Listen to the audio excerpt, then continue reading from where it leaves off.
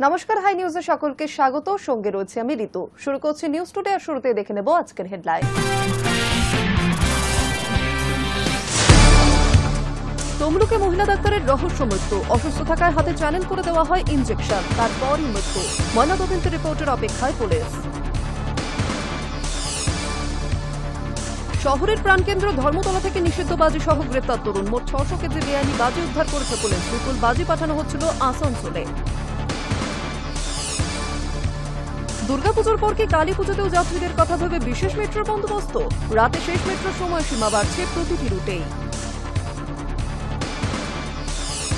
মুখ্যমন্ত্রীর প্রতিশ্রুতি অনুযায়ী মোবাইল ফোন কেনার জন্য টাকা ঢুকল অঙ্গনওয়াড়ি ও আশা কর্মীদের ব্যাংক অ্যাকাউন্টে। সুষ্ঠু কাজ এবং উন্নততর পরিষেবার জন্যই এই সহায়তা। সঙ্গে চিঠি দিয়ে শুভেচ্ছা মুখ্যমন্ত্রী।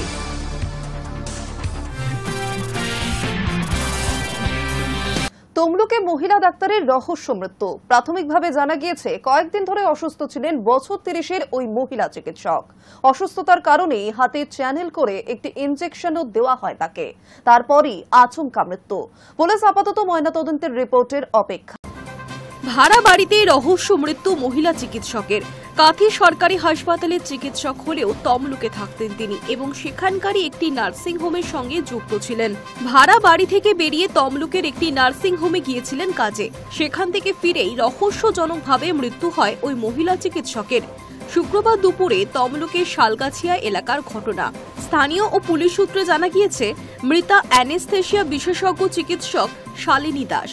দমদম এলাকার বাসিন্দা হলেও কর্মসূত্রে তিনি বেশ কয়েক বছর ধরেই পূর্ব মেদিনীপুর জেলার সদর তমলুকে বসবাস করছিলেন। গত 3 মাস কাঁথি সাব ডিভিশন হাসপাতালে কর্মরত ছিলেন। তবে তার আগে MBBS পাশের পর শিক্ষানবিশ হিসেবে প্রায় 2 বছর তমলুক জেলা হাসপাতালের দায়িত্ব পালন করেছেন। পাশাপাশি তিনি অ্যানেস্থেশিয়া বিশেষজ্ঞ হিসেবে তমলুক ও মহিষাদলের একাধিক নার্সিং হোমের সঙ্গেও যুক্ত ছিলেন।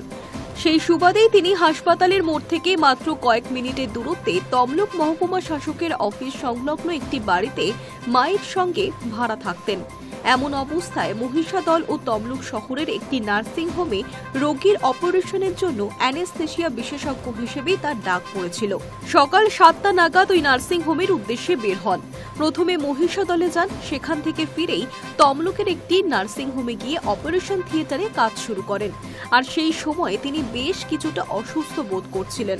তখনই সেখানে উপস্থিত চিকিৎসকদের পরামর্শে তিনি হাতে চ্যানেল করে ইনজেকশন নেন। খানিকটা সুস্থ বোধ করায় তিনি ওই নার্সিং হোম থেকে বেরিয়ে দুপুর 12টা নাগাদ সোজা তমলুকের ভাড়া বাড়িতে ফিরে আসেন। বাড়ি ফিরে বাথরুমে ঢুকে যান, আর তার ঠিক কিছুক্ষণের মধ্যেই বাথরুমের বাইরে রক্তাক্ত অবস্থায় তার অচৈতন্য দেহ পড়ে থাকতে দেখেন বাড়ির পরিচারিকা। পরে তার চিৎকারে ছুটে আসেন মা কবিতা দাস। আশঙ্কাজনক অবস্থায় ওই চিকিৎসককে তাম্রলিপ্ত মেডিকেল কলেজ ও হাসপাতালে নিয়ে যাওয়া হলে চিকিৎসকরা তাকে মৃত বলে ঘোষণা করেছেন। ঘটনায় কান্নায় ভেঙে পড়েছেন চিকিৎসকের মা। তার কথায়, আমার মেয়ে বাড়ি থেকে বেরোনোর সময় সুস্থই ছিল, কিন্তু যখন ঘরের বাথরুমের সামনে ওর রক্তাক্ত দেহ দেখলাম, তখন ওর হাতে চ্যানেল ছিল। এদিকে তমলুকের ওই নার্সিং হোমের মালিক রাধানাথ পাল জানিয়েছেন, প্রথম দিকে ওই চিকিৎসককে স্বাভাবিকই দেখাচ্ছিল, তবে হাসপাতালের মধ্যেই খানিকটা অসুবিধা বোধ করায় খানিকটা চিকিৎসাও হয়েছিল তার। আর তার মধ্যেই অত্যন্ত ব্যস্ততার মাঝেও ঘন ঘন ওই চিকিৎসকের ফোন আসছিল। বাড়ি ফিরতেই যে এমন একটা ঘটনা ঘটবে তা আমরা কেউই ভাবতে পারিনি। পুলিশ ঘটনার তদন্ত শুরু করেছে। ময়না তদন্তের রিপোর্ট আসার পরই মৃত্যুর আসল কারণ সামনে আসবে। Hi News Network. ধর্মতলায় 600 কেজি নিষিদ্ধ বাজি সহ গ্রেফতার এক। শহর জুড়ে অভিযান পুলিশের। অভিযান চালানোর পাশাপাশি বিভিন্ন আবাসনের কমিটির বৈঠকও করেছে পুলিশ। শনিবার সকালে শহরের প্রাণকেন্দ্র ধর্মতলা থেকে নিষিদ্ধ বাজি সহ গ্রেফতার তরুণ। মোট 600 কেজি বেআইনি বাজি উদ্ধার করেছে পুলিশ। তদন্তকারীরা জেনেছেন, এই বিপুল বাজি আসানসোলে পাঠানো হচ্ছিল। ধৃতের নাম মোহাম্মদ জিসান, বয়স 23 বছর। তিনি তপসিয়া থানা এলাকার বাসিন্দা। গোপন সূত্রে খবর পেয়ে ধর্মতলা বাস টার্মিনাসের কলকাতা রেফারি অ্যাসোসিয়েশনের কাছে মেয়ো রোডে অভিযান চালায় পুলিশ। ধৃতের থেকে 3টি নাইলনের বস্তা ও একাধিক বক্স উদ্ধার করা হয়। তা খুলতেই দেখা যায় তাতে রয়েছে নিষিদ্ধ বাজি। 25টি কাগজের কার্টনে বিভিন্ন ধরনের নিষিদ্ধ বাজি, যেমন কালীপটকা, চকলেট বোম ইত্যাদি ছিল। তারপরই তরুণকে গ্রেফতার করে পুলিশ। ময়দান থানায় মামলা দায়ের করা হয়েছে। কালীপুজো, দিওয়ালি, ভাইফোঁটা তা মিটলেই ছট পুজো, লম্বা উৎসবের মরশুম। আর এই সময় বেআইনি বাজি নিয়ে কঠোর অবস্থান নিয়েছে কলকাতা পুলিশ। শহর জুড়ে অভিযান চালাচ্ছে পুলিশ। উদ্ধার হয়েছে প্রচুর বাজিও। অভিযান চালানোর পাশাপাশি বিভিন্ন আবাসনে বৈঠক করেছে পুলিশ। আদালতের পর্যবেক্ষণ, বাজি ফাটানো নিয়ে নিয়ম বুঝিয়ে দিচ্ছেন অফিসাররা।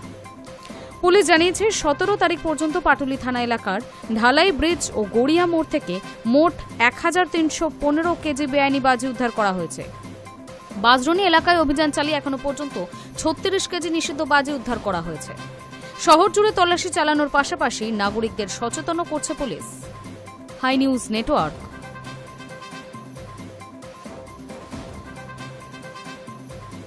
গ্রিন বাজি ছাড়া নিষিদ্ধ বাজিতে কড়া নজর রয়েছে প্রশাসনের। উদ্ধার হচ্ছে নিষিদ্ধ বাজি। এবার কালীপুজো এবং দিওয়ালিতে শব্দবাজি পোড়ানোর সময়সীমা বেঁধে দিল কলকাতা পুলিশ। নির্দিষ্ট সময়ের পর বাজি পোড়ালেই শাস্তি।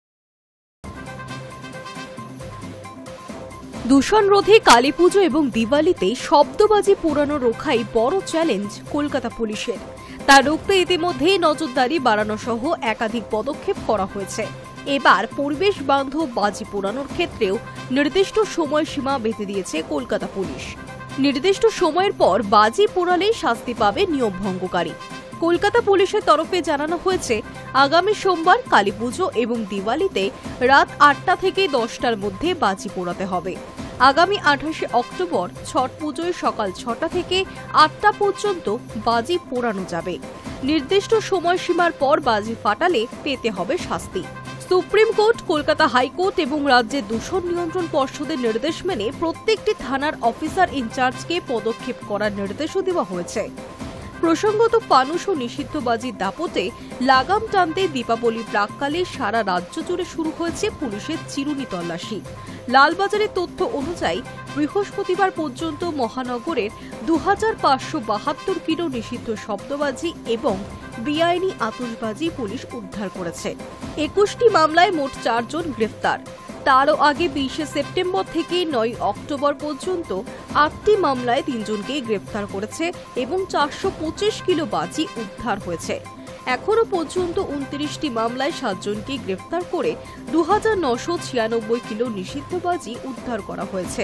পুলিশ সূত্রে খবর, বাজি বিক্রেতাদের হাতে সবুজ বাজি নির্মাতাদের তালিকা দেওয়া হয়েছে। তারা যে বাজি তৈরি করবেন শুধু সেগুলি ব্যবহার করা যেতে পারে। কোনো দোকানে যাতে লুকিয়ে বা খোলাখুলি ফানুস বিক্রি না হয় তা নিশ্চিত করতেও পুলিশ তল্লাশি চালাচ্ছে। ফানুস সম্পর্কে পুলিশ সতর্কতা ও সচেতনতার প্রচার শুরু করেছে বলে লালবাজারের দাবি। বৃহস্পতিবার টালা, ময়দান, বেহালা ও কালিকাপুরে শুরু হয়েছে বাজির বাজার। টালা বাজি বাজারের সাধারণ সম্পাদক শুভঙ্কর মান্না জানিয়েছেন, তাদের হাতে বাজি নির্মাতা ও বাজির তালিকা এসেছে। সেই অনুযায়ী বাজির বাজারে শুধু দূষণহীন সবুজ বাজি বিক্রি হচ্ছে। Hi News network.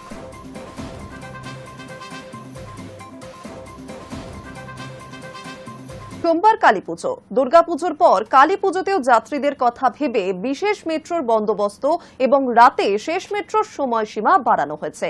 প্রতিটি রুটেই ভিড় সামলে যাত্রী পরিষেবা স্বাভাবিক রাখাই এখন বড় চ্যালেঞ্জ মেট্রো কর্তৃপক্ষের। সোমবার কালীপুজো। দুর্গাপুজোর পর কালীপুজোতেও যাত্রীদের কথা ভেবে বিশেষ মেট্রোর বন্দোবস্ত। প্রতিটি রুটেই রাতে শেষ মেট্রোর সময়সীমা বাড়ছে। ভিড় সামাল দিয়ে যাত্রী পরিষেবা স্বাভাবিক রাখাই এখন বড় চ্যালেঞ্জ মেট্রো কর্তৃপক্ষের। ব্লু লাইন অর্থাৎ শহীদ ক্ষুদিরাম থেকে দক্ষিণেশ্বর পর্যন্ত প্রতিদিন 272টি মেট্রো চলে। তবে কালীপুজোয় চলবে মোট 144টি। সকাল 6টা 50 মিনিটের পরিবর্তে নোয়াপাড়া থেকে শহীদ ক্ষুদিরাম রুটে সকাল 7টা 54 মিনিটে শুরু হবে পরিষেবা। সকাল 6টা 54 মিনিটে শহীদ ক্ষুদিরাম থেকে দক্ষিণেশ্বর মেট্রো পরিষেবা শুরু হবে। সোমবার ওই রুটে সকাল 8টায় পাওয়া যাবে প্রথম মেট্রো। মহানায়ক উত্তম কুমার থেকে দক্ষিণেশ্বর এবং দক্ষিণেশ্বর থেকে শহীদ ক্ষুদিরাম পর্যন্ত সকাল 6টা 55 মিনিটের বদলে সকাল 8টায় শুরু হবে প্রথম মেট্রো পরিষেবা।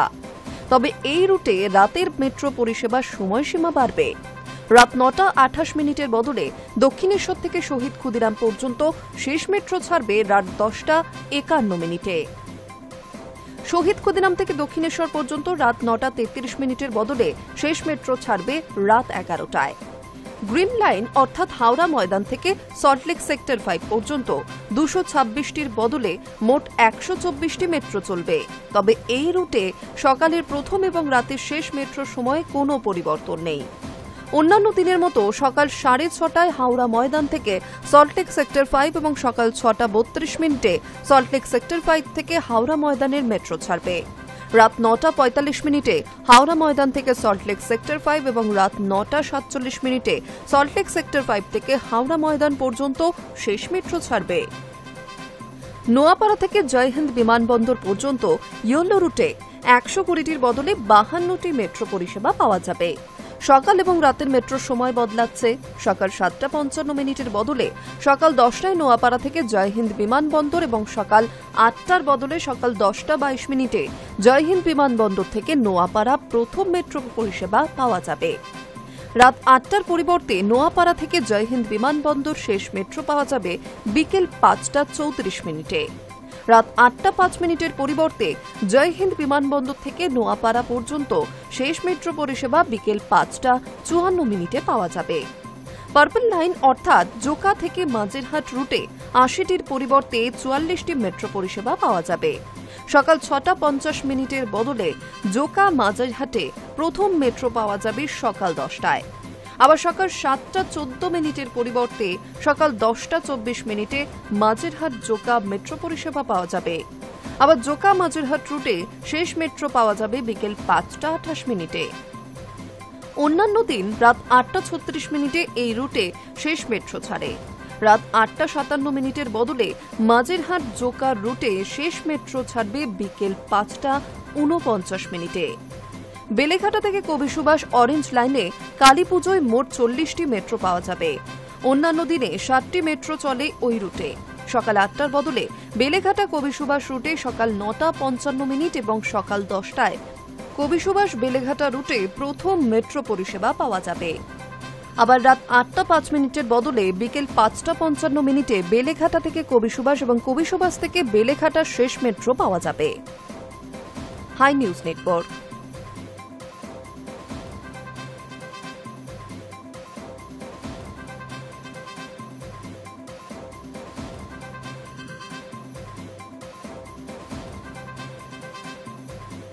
কালীপুজোর ভিড় সামলাতে শিয়ালদহ শাখায় বাড়তি ট্রেন। প্রতিটি স্টেশনে থামবে ট্রেনগুলি। শিয়ালদহ ডানকুনি, শিয়ালদহ বারাসাত, বনগাঁ বারাসাত, শিয়ালদহ রানাঘাট এবং শিয়ালদহ বারুইপুর শাখায় চলবে বিশেষ ট্রেন। কালীপুজোয় বাসে ট্রেনে ভিড় বৃদ্ধির আশঙ্কা, আর তা সামলাতে বিশেষ সিদ্ধান্ত পূর্ব রেলের। শিয়ালদা ডানকুনি, শিয়ালদা বারাসাত, বনগাঁ বারাসাত, শিয়ালদা রানাঘাট এবং শিয়ালদা বারুইপুর শাখায় চলবে বিশেষ ট্রেন। প্রত্যেকটি স্টেশনে থামবে ট্রেনগুলি। এক নজরে দেখে নেওয়া যাক ট্রেনগুলির সময়সূচি। শিয়ালদা ডানকুনি স্পেশাল ট্রেন সোমবার রাত 11:30টায় ছাড়বে। ডানকুনি পৌঁছবে রাত 12:15। আবার ডানকুনি থেকে ট্রেনটি রাত 12:25 ছাড়বে।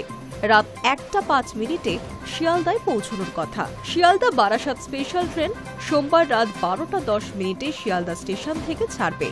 বারাসাতে পৌঁছবে রাত 12:55। বারাসাত থেকে ট্রেনটি ছাড়বে রাত 1:10। শিয়ালদায় পৌঁছবে রাত 1:55। বনগাঁ বারাসাত বিশেষ ট্রেন সোমবার রাত 12:30টায় বনগাঁ থেকে ছাড়বে। বারাসাতে পৌঁছানোর কথা রাত 1:30টায়। বারাসাত থেকে আবারও ট্রেনটি রাত 2টায় ছাড়বে। বনগাঁয় পৌঁছবে রাত 3:08। শিয়ালদা রানাঘাট স্পেশাল ট্রেন চলবে রাত 12:40। শিয়ালদা থেকে ছাড়বে ট্রেনটি। রানাঘাটে পৌঁছবে রাত 2:30 নাগাদ। রানাঘাট থেকে ট্রেনটি রাত 11:45 ছাড়বে। শিয়ালদায় পৌঁছবে 1:40। শিয়ালদা বারুইপুর স্পেশাল ট্রেন রাত 12:30টায় শিয়ালদা থেকে ছাড়বে। রাত 1:15 বারুইপুর পৌঁছবে। বারুইপুর থেকে আবারও ট্রেনটি রাত 1:25 ছাড়বে। শিয়ালদায় পৌঁছবে রাত 2:10। রাজ্য সরকারের আর্জি অনুযায়ী নৈহাটি স্টেশনের 1 নম্বর প্ল্যাটফর্মে আগামী সোমবার থেকে শুক্রবার পর্যন্ত দাঁড়াবে না। তার পরিবর্তে 5 অথবা 6 নম্বর স্টেশনে দাঁড়াবে। এছাড়া 6টি এসি লোকালও চলবে। Hi News Network. কালীপুজোর আগে সেজে উঠেছে মহারাজা কৃষ্ণচন্দ্রের সাধের সিদ্ধেশ্বরী মন্দির। বসিরহাটের ইটিন্ডায় এই মন্দির ঘিরে রয়েছে নানা লোককথা। কালীপুজোর রাতে ইছামতি থেকে তোলা গলদা চিংড়ি দিয়ে হয় দেবীর ভোগ। যুগ যুগ ধরেই চলে আসছে এই প্রথা। কালীপুজোর আগে সেজে উঠেছে মহারাজা কৃষ্ণচন্দ্রের সাধের সিদ্ধেশ্বরী মন্দির। বসিরহাটের ইটিন্ডায় এই মন্দির ঘিরে রয়েছে নানা লোককথা। কালীপুজোর রাতে ইছামতি থেকে তোলা গলদা চিংড়ি দিয়ে হয় দেবীর ভোগ। যুগ যুগ ধরেই চলে আসছে এই প্রথাটি। সিদ্ধেশ্বরী মন্দির নিয়ে নানা গল্পকথা ছড়িয়ে আছে ইটিন্ডা জুড়ে। প্রায় 400 বছর আগে কৃষ্ণনগরের মহারাজা কৃষ্ণচন্দ্র রায় নৌপথে যশোরের ধুমঘাট থেকে টাকি যাচ্ছিলেন। ভারত বাংলাদেশ সীমান্তের এই এলাকাটি সেই সময় ছিল বন জঙ্গলে ঘেরা। দীর্ঘ নৌযাত্রায় ক্লান্ত হয়ে বসিরহাট শহরের উত্তর পূর্ব দিকে ইছামতির পারে একটি জায়গায় রাতে বিশ্রাম করার পরিকল্পনা নেন তিনি। ভোরে ইছামতি নদীতে সূর্যোদয়ের রং দেখে আপ্লুত হয়ে পড়েন মহারাজা। তখনই সিদ্ধান্ত নেন গঞ্জ তৈরি করবেন সেখানে, নাম হবে ইটিন্ডা। পাশাপাশি সেই গ্রামে একটি কালী মন্দির তৈরিরও নির্দেশ দেন তৎকালীন টাকির জমিদার পরিবার রায়চৌধুরী। বৈশিষ্ট্য বলতে আমরা সকলেই জানি যে মহারাজা কৃষ্ণচন্দ্রের নাম আমরা সকলেই জানি। প্রায় 400 বছর আগে আমাদের শোনা কথা, কারণ আমাদের বয়স তো বেশি না, আমাদের শোনা কথা প্রায় 400 বছর আগে মহারাজা কৃষ্ণচন্দ্র যখন যশোরের থেকে যখন তিনি নৌপথে টাকিতে আসছিলেন ধুমঘাট থেকে, সেই সময় তিনি এখানে বিশ্রাম নিয়েছিলেন। ইছামতি যে নদী, এখানে বিশ্রাম নিচ্ছিলেন। সেই বিশ্রাম নেওয়াকালীন সময়ে তিনি যখন সকালবেলা এখানে ঘুম থেকে উঠে দেখলেন যে এখানে যে সূর্যোদয়, সেই সূর্যের যে একটা আভা, সেটা তার একটা আজগব অন্যরকম মনে হয়। এবং তিনি তখন স্বপ্নও দেখেছিলেন, এখানে জঙ্গলে ঘেরা ছিল, তিনি স্বপ্ন দেখেছিলেন যে এখানে একটা মন্দির প্রতিষ্ঠা করতে হবে।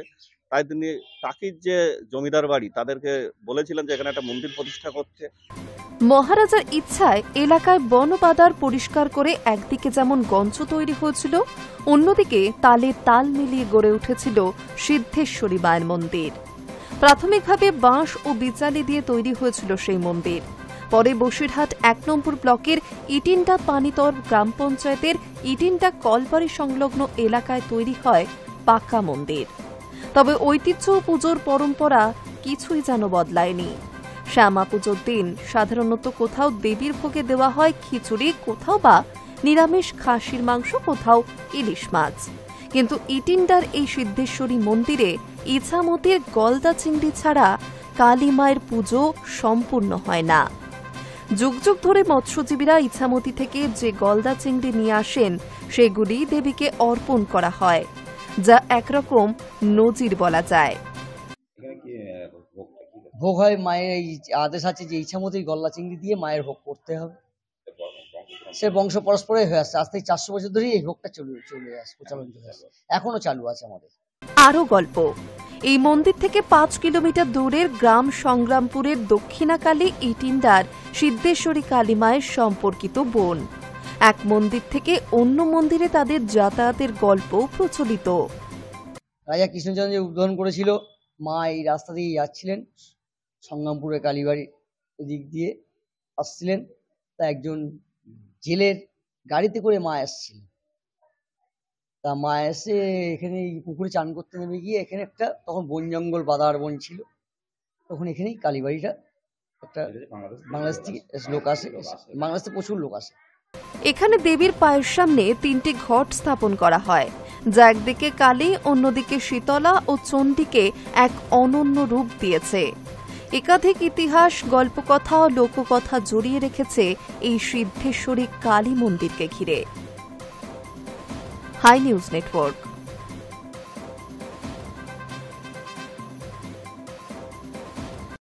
70 বছরেরও বেশি সময় ধরে ছাগের রক্তের বদলে মানব রক্তেই তুষ্ট হয়ে আসছেন হাওড়ার বাগনান থানা এলাকার আগুনশির ভুয়েরা গ্রামের চক্রবর্তী পরিবারের দেবী কালিকা।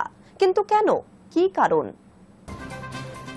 70 বছরেরও বেশি সময় ধরে ছাগের রক্তের বদলে মানব রক্তেই তুষ্ট হয়ে আসছেন হাওড়ার বাগনান থানা এলাকার আগুনশির ভুয়েরা গ্রামের চক্রবর্তী পরিবারের দেবী কালিকা। কিন্তু কেন, কিভাবে এই প্রশ্নের উত্তর খুঁজতে গিয়ে জানা গিয়েছে চক্রবর্তী পরিবারের তৎকালীন এক পুজো উদ্যোক্তা যুবকের নরম মনের নাছোড় মনোভাব। নাম যুগল চক্রবর্তী। 130 বছর ধরে চলে আসা পারিবারিক প্রথাকে উড়িয়ে দিয়ে বন্ধ করেছিলেন ছাগ বলি। নিজেদের পুণ্য অর্জনের জন্য, পাপ ক্ষয়ের জন্য কেন এক অবলা জীবের রক্ত ঝরবে? যদি রুধিরেই দেবী তুষ্ট হন তাহলে নিজেরাই রক্ত দেব, এই বলে প্রথম বুক চিরে রক্ত দিয়েছিলেন তিনি। তাই উৎসর্গ করা হয়েছিল দেবীকে। সেই প্রথা আজও চলে আসছে চক্রবর্তী পরিবারে। পরিবারের বয়োজ্যেষ্ঠ পুরুষ আজও বলির সময় নিজের বুক চিরে রক্ত দেন।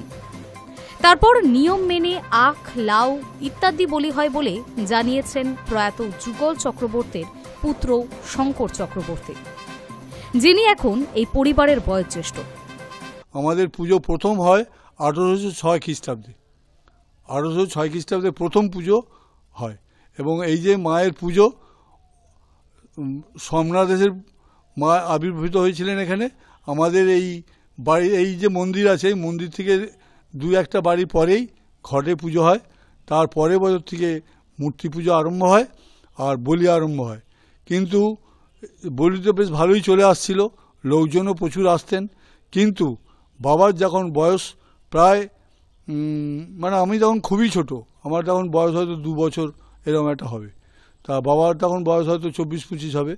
তখন তিনি ওই ছাগলের চিৎকার, সেই কান্না, সেই মায়া মমতা দেখে সেই ছাগলকে আঁকড়ে ধরেন যে না, এই ছাগলকে বলি দেওয়া যাবে না, তার বদলে আমাকে বলি দিতে হবে, আর তাহলে আমার বুকে রক্ত দিতে হবে বলে দিয়ে তখন ব্রাহ্মণ ঠাকুর তাদের সমঝোতা করে দেন এবং বলির বন্ধের আদেশ দিয়ে ওই সেই থেকেই বাবার বুকে চিরে রক্ত দিয়ে পুজো হতো। মহা ধুমধামে এবছরও দীপান্বিতা কালী পুজোয় মেতে উঠবে চক্রবর্তী পরিবারের প্রাঙ্গণ। আর মুখে মুখে ঘুরবে ছাগ বলি বন্ধের উদ্যোগে যুগল চক্রবর্তীর কথা। এই পুজো 200 বছরেরও প্রাচীন বলে জানা গিয়েছে। Hi News Network. এবার নজর রাখছে আবহাওয়ার খবরে। কালী পুজো ও ভাইফোঁটায় আকাশ থাকবে পরিষ্কার, বৃষ্টির কোনো সম্ভাবনা নেই বলেই জানালো আলিপুর আবহাওয়া দফতর। শনিবার ও রবিবার রাজ্যের 6 জেলায় বৃষ্টির সম্ভাবনা, বাকি জেলায় আংশিক মেঘলা আকাশ। তবে কালী পুজো ও ভাইফোঁটায় ঝলমলে পরিষ্কার আকাশ থাকবে রাজ্যে। এই দিনগুলিতে বৃষ্টির সম্ভাবনা নেই, এমনটাই পূর্বাভাস আলিপুর আবহাওয়া দফতরের। হাওয়া অফিস জানিয়েছে, দক্ষিণা বাতাস ও পশ্চিমী হাওয়ার সংস্পর্শে শনিবার ও রবিবার 6টি জেলায় বজ্রবিদ্যুৎ সহ বৃষ্টির সম্ভাবনা রয়েছে। শনিবার উপকূলের জেলায় মেঘলা আকাশ থাকবে। শনিবার বৃষ্টির সম্ভাবনা বেশি থাকবে উত্তর ও দক্ষিণ 24 পরগনায়। মূলত বজ্রবিদ্যুৎ সহ হালকা থেকে মাঝারি বৃষ্টি ও বজ্রপাতের আশঙ্কা রয়েছে। একইভাবে রবিবারের উত্তর ও দক্ষিণ 24 পরগনা, পূর্ব মেদিনীপুরেও বৃষ্টির সম্ভাবনা রয়েছে।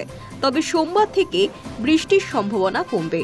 সোমবার কালীপুজো, মঙ্গলবার দীপাবলি এবং বুধবার ভাইফোঁটাতে রোদ ঝলমলে আবহাওয়ার সম্ভাবনা। বাতাসে জলীয় বাষ্পের পরিমাণ ক্রমশ কমবে। দিন ও রাতের তাপমাত্রা স্বাভাবিকের সামান্য উপরে থাকবে। সোমবার কালীপুজো এবং মঙ্গলবার ভাইফোঁটার দিনও ঝলমলে আকাশ। শনিবার সর্বনিম্ন তাপমাত্রা 24.6 ডিগ্রি সেলসিয়াস। শনিবার ও রবিবার বজ্রবিদ্যুৎ সহ বৃষ্টি ও বজ্রপাতের আশঙ্কা থাকছে দার্জিলিং, কালিম্পং এবং জলপাইগুড়ি জেলার কিছু অংশে। শুধু বৃষ্টিই নয়, আগামী কয়েকদিন কুয়াশার সম্ভাবনাও বাড়বে দার্জিলিং সহ পার্বত্য এলাকায়। তবে উত্তরবঙ্গে সোমবার পরিষ্কার আকাশই থাকবে। Hi News network.